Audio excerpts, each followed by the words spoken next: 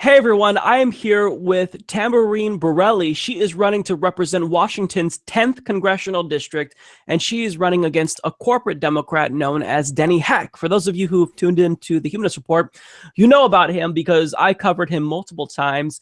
Initially, he started to gain a lot of attention among progressives because he refused to support Medicare for all. We put pressure on him. He still refused to do it. And then we made a lot of threats about challenging him in a Democratic Party primary, and now I have his challenger right here. So Tamborine, thank you so much for being on the program. Oh my God, it's my honor, Mike. I'm really excited to be here with you. I'm excited to have you, and you are one of many progressives running in the state of Washington that are just fiery and fierce, and you are terrifying your Democratic primary opponent, and it's really making me happy. I love it so much. You, Sarah Smith, you guys are crushing it. So first of all, for those of you who don't know about Tamborine Borrelli, can you tell us a little bit about your campaign and yourself and the policy issues that you are fighting for? Yeah, absolutely. So just a little bit of background from my perspective. I am a part of the demographic that was in an apathetic sleep before 2016. So basically that means I never got involved politically. To be honest, never even voted before 2016. And, although some might say, well, people like you are a part of the problem, I would, in all due respect, say the problem really is the reason why people like me never voted before. Because we never believed that the politicians truly had our best interest at heart. The proverbial fork-tongued politician that would say anything to get elected, and then sure enough, once elected, they fall in line and do the bidding of their masters, which we know is basically a corporatist state, an oligarchy that is ruled by profit over people principles. So our campaign is basically rooted in that. It's rooted in the knowledge that we are in a crisis in this country. We have an election system that is broken, to say the very least. We have a Congress that is compromised by way of legal bribery through the unending pouring of campaign donations through corporations. We have a government that literally is owned by these corporations. And, we have to just at one point say enough, really, truly is enough. We have to stand up, whether we have experience in politics or not. Experience has gotten in the place that we are. We don't need the same old politics as usual. We need people, regular, everyday people, to have the backbone to stand up in the face of Goliath and say, no more are you going to sell us out over the needs of the American people. Right. I think that what you're saying is really important, especially for your district in particular, because there were people that were showing up to town halls who were getting involved in politics for the first time, who were starting to see an interest in issues that weren't being attended to. For Denny Heck, and he was asked about Medicare for all, and he wouldn't support HR 676, which, as you all know, is formerly John Conyers' bill in the House, but it will be taken over by Keith Ellison, who I think has stepped up to sponsor it next year. But what do you want to say to Denny Heck about Medicare for all and why it's important? And if you have anything else about this issue in particular, why he won't co-sponsor it, feel free to speak your mind, because I've been ranting about Denny Heck for a while, and now I think that you are the perfect person to tell us why he's not right for that seat. Well, there's many reasons. Medicare for all is just one. So I'll say, as far as that's concerned, I was with many hundreds of people, and this didn't just happen once, but every town hall or gathering, the overwhelming sentiment from the people who literally are his employers. We elect representatives to what? Represent. Represent what the people are wanting, not to, like he said to us, I have my own mind and you're not going to change it. Mm-hmm. And that he thought we were wrong for supporting Medicare for all. He gave a couple reasons why, which are completely unsubstantiated. For instance, he says, well, and this is fear now, the tactic of fear that's always used to move the people away from their own interests. He says, well, Medicare Advantage will go away. Well, what difference does it make if Medicare Advantage will go away? Because everything will be covered anyway. So, that's like that double speak where people will get confused. Oh, we don't want Medicare Advantage to go away. The people have to be educated. There's 643,000 people that go bankrupt because of medical expenses.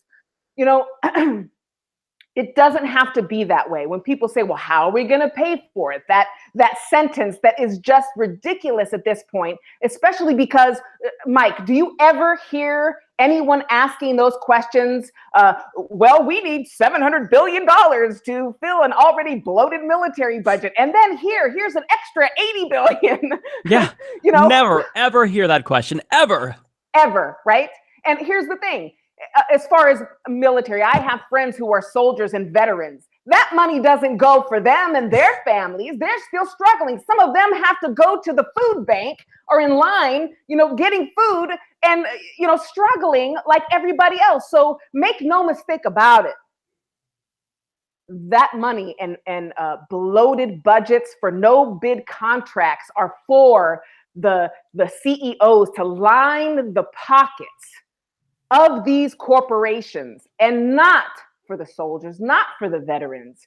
And, Representative Heck, I use that term lightly and with all due respect, but the truth is you are not, and I'm speaking to him, you are not representing the people of the 10th. The people of the 10th have made their voice very clear. We want Medicare for all.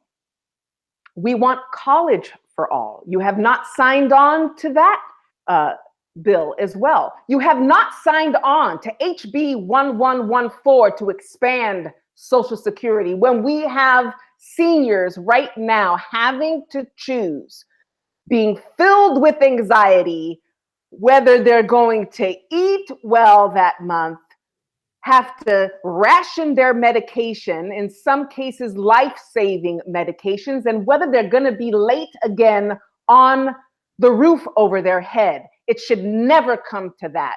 Meanwhile, here in Thurston County, our homeless has doubled from 900 to 1,700 people. I've gone in amongst the encampments and seen human beings living in conditions that you would think are in some third world country. Why aren't you creating bills and legislations to make that a bad memory? We've got the capability to do it, and yet we have no willingness on the part of any legislator that I've seen that puts these kinds of concerns as tantamount.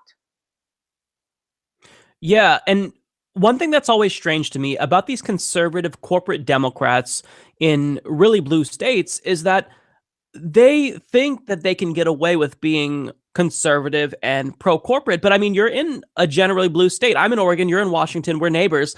And there are Democrats who think that they cannot co-sponsor Medicare for all in blue districts and can support fracking and can go along with the Republican Party's agenda and get away with it. And then when we ask them about it, they chalk it up to, oh, well, this is a difference of opinion. But if you actually look at who's financing the campaign of Denny Heck, well, it's clear it's large multinational corporations, it's health insurers. So clearly he's not taking a stance against progressive issues because he's principled. It's clearly because he is sold out.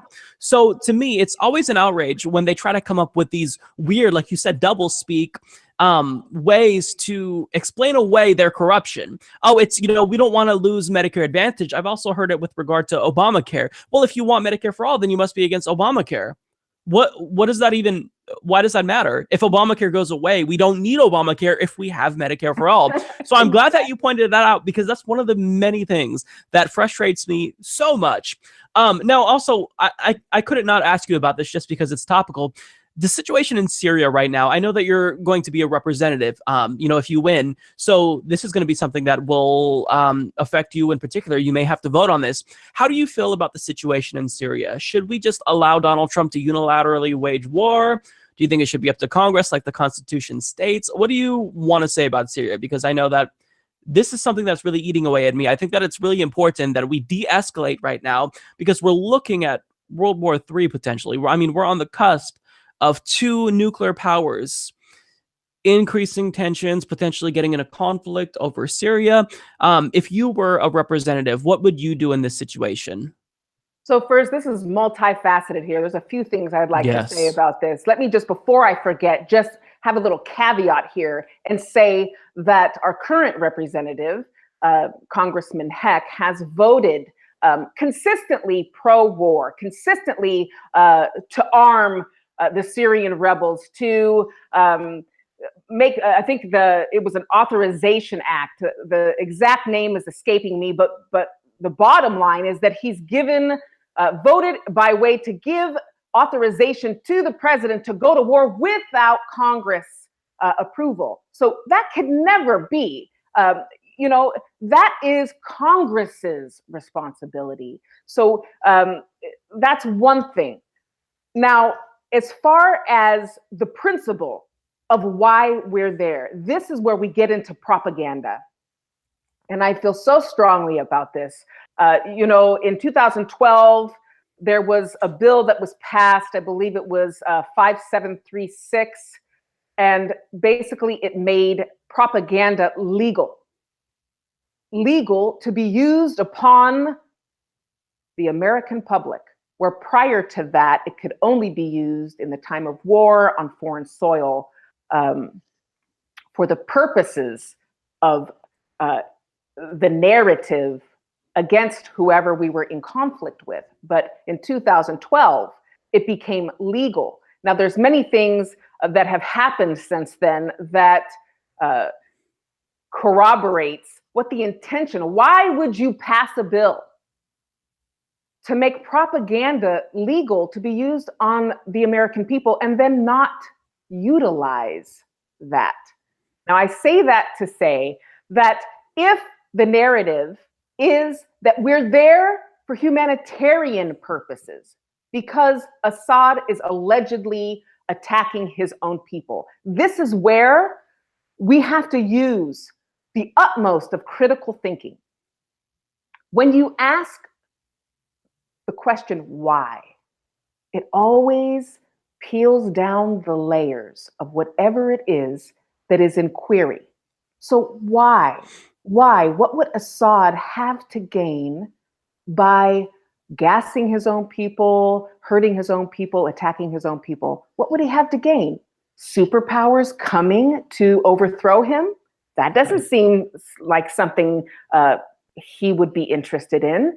And then ask yourself, well, so if we're really concerned about the principle of humanitarian aid and really against this power here in Syria, Assad, committing acts against his own people, then why are we in alignment, best friends, BFFs, with Saudi Arabia, who are the biggest violators of humanitarian, forget just generally humanitarian to women, homosexuals.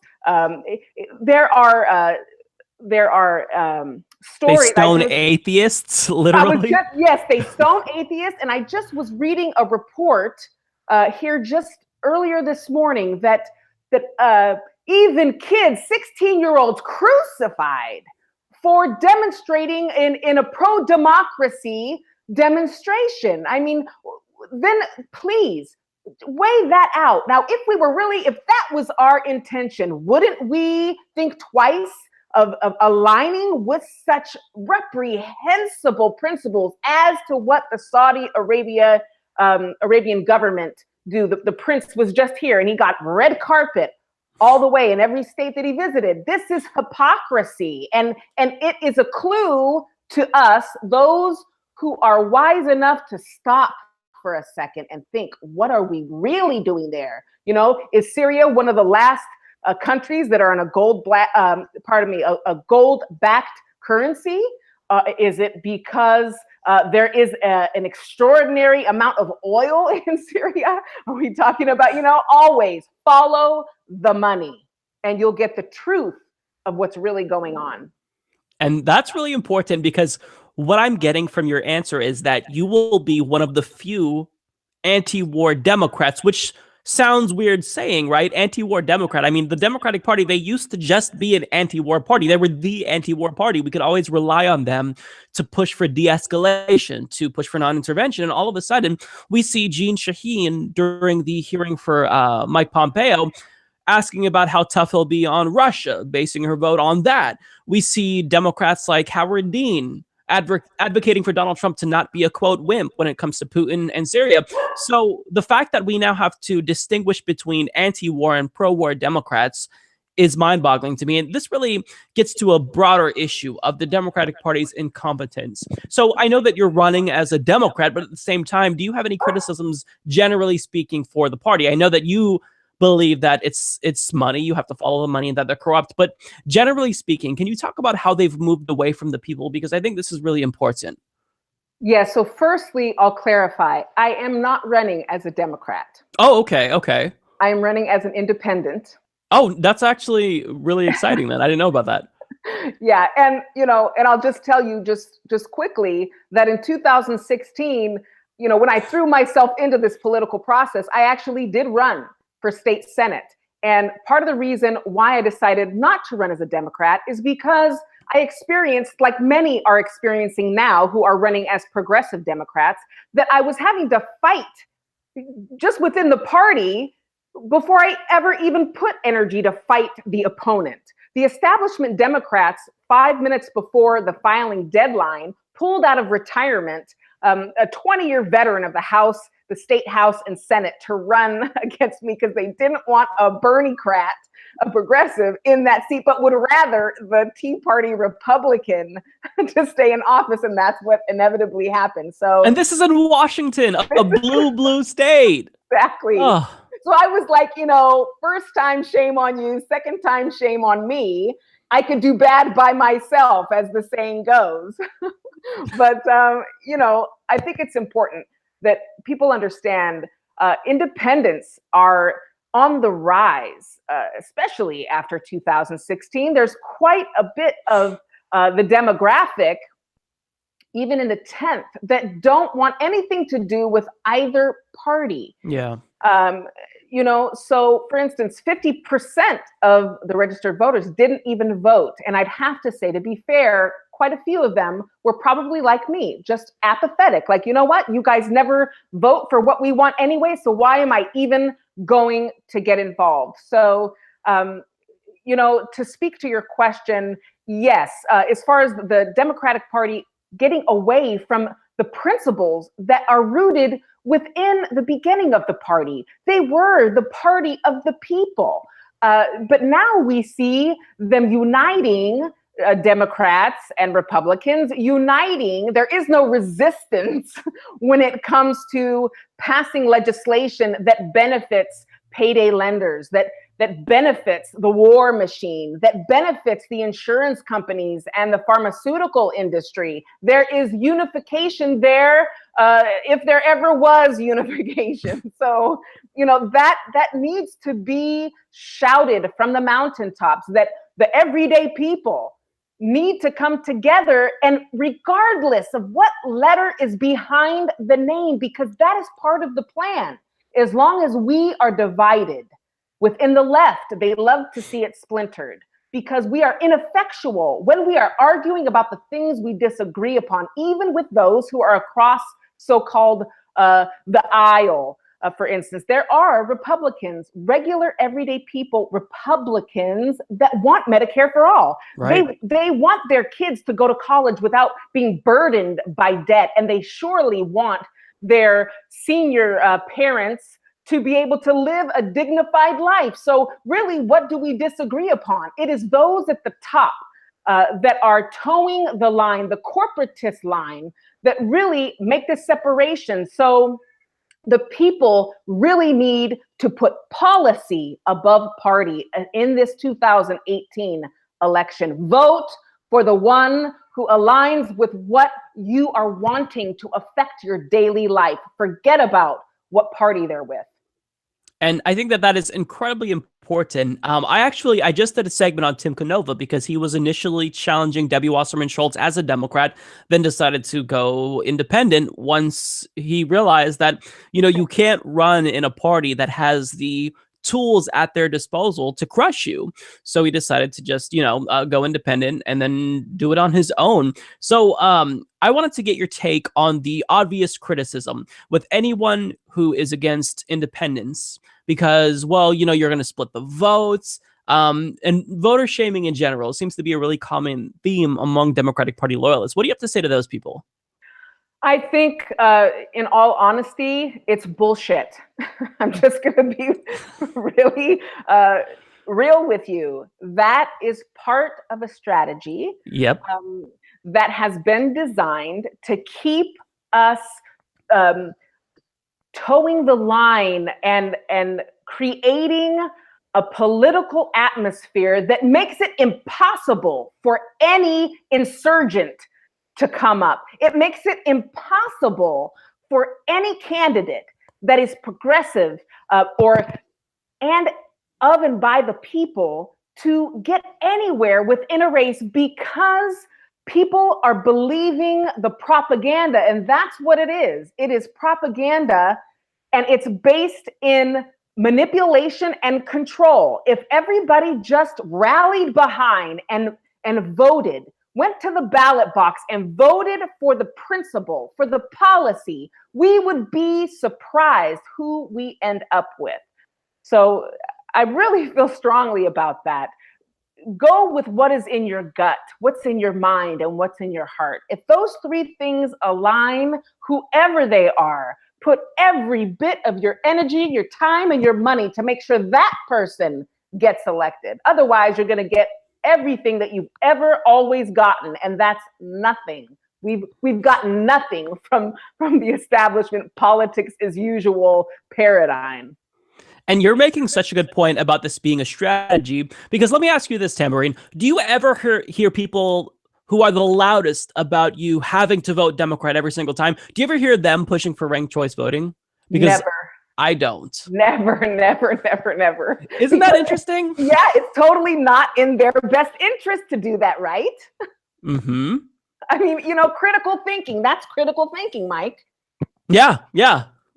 So, I like what you're doing in going Democrat or independent. Excuse me. This actually really excites me because I've been saying a long time now. I don't know how long I've been saying this, that if Democrats are not going to play ball with progressives, if they're going to rig it against you, if they're going to resurrect old dinosaurs to run against progressives, like, happened in your case, then you have to play hard. You have to go independent. This is what I was hoping Bernie Sanders would do in 2016. When Donald Trump, for example, when there were some inklings that the RNC was going to do some type of shenanigans to maybe try to kill off his campaign when it was gaining a lot of momentum, what did he do? He threatened to go independent. And this scares them because they know that if more progressives threaten to go independent, then that's not going to be good for the party. And people will start migrating towards voting independent. They won't just automatically be programmed to vote Democrat. So this is terrifying to them, and I like it. So I'm glad that you're doing that and taking a stand, because it's incredibly important. If they cut off your access to NJP Van, which happens to so many progressives, if they try to shut you out of the primary, then you have to take a stand and go independent. If they're going to play hard, we got to play hard too. So I commend you for doing that. I think that that is really exciting. And you also, so much, yeah, you have no, you don't have to ask about Tamborine Borrelli now. You don't have to ask, well, is she one of those anti-war or pro-war Democrats? Is she one of those pro-Medicare for all or anti-Medicare for all Democrats? Because you're an independent. I mean, there's no labels attached to that. There's no pre-existing connotations that are there, no negative implications about you, you know? So I think that is fantastic. So before we leave, I just want I want you to tell people what we can do to help you out. Can we donate? Can we canvas? Can we make phone calls for you? How can we get you to help us defeat Denny Heck and get him the heck out of Congress? I had to do it. I'm sorry. I know. No, honestly, it's the best hashtag, isn't it? Hashtag get I the really heck out of Congress. That was what he ran on. His campaign slogan was "Give Congress heck." Like, honestly, and the only heck he's been giving has been to us, the people. Yeah, exactly. So I just want to say that your viewership are the bomb. Can I tell you that one little excerpt you did? It was just a couple minutes when you found out that I was running, right? Mm-hmm. That one little thing, I got more donations in 4 hours than any other time or any other interview I've ever done. I was really like, man, the Humanist Report viewers are just like on it. They are amazing. I agree. They are amazing. I don't even know how else to describe them. No, well, you know, the tail follows the head, so it's got something to do with you for sure. Oh, well, thank you. I appreciate that. So I'll say this, that admittedly, our campaign has not really focused on fundraising until now. We've really just taken the time to build the root system within CD10. And, you know, we've got an amazing team now, amazing management, field organizer. Oh my God. Say that 5 times. Field organizer. Mike, you think you've had a lot of coffee today.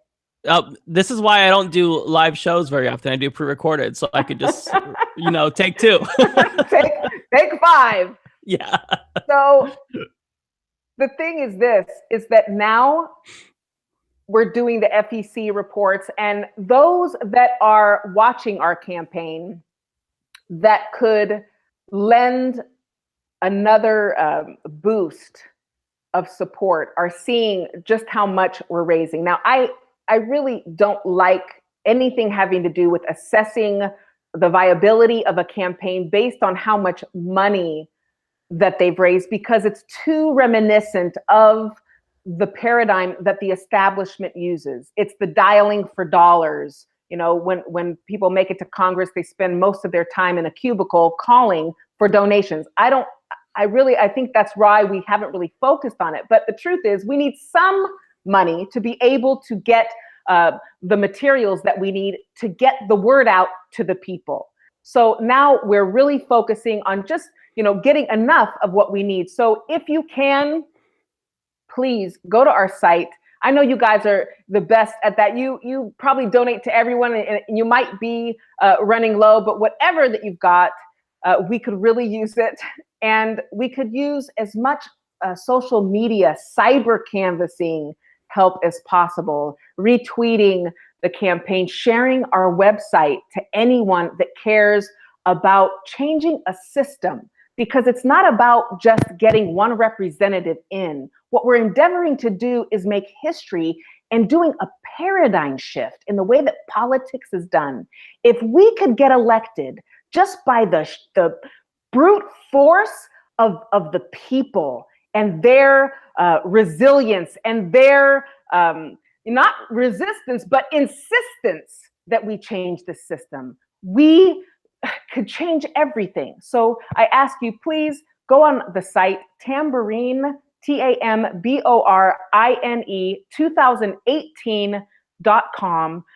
If you're here in Washington, we really could use your your help in the way that we're approaching, not by knocking on every door necessarily, but we figured if we could find the busiest intersection in every town of CD10 and be a consistent presence there with our message to tell people who we are and what we stand for, and also to educate them of how their current representative has been voting for them. Those messages right there, those 3 messages consistently on signs that people are holding in every town, we could reach tens of thousands of people. So if you're into it, come join our army, our canvassing billboard army. And I feel like we really could be an upset in this primary. August 7th is the primary. All right. Well, there you have it. Tamborine Borrelli, thank you so much for coming on the program. Mike, thank you so much. Support this podcast by becoming a patron at patreon.com/Humanist Report.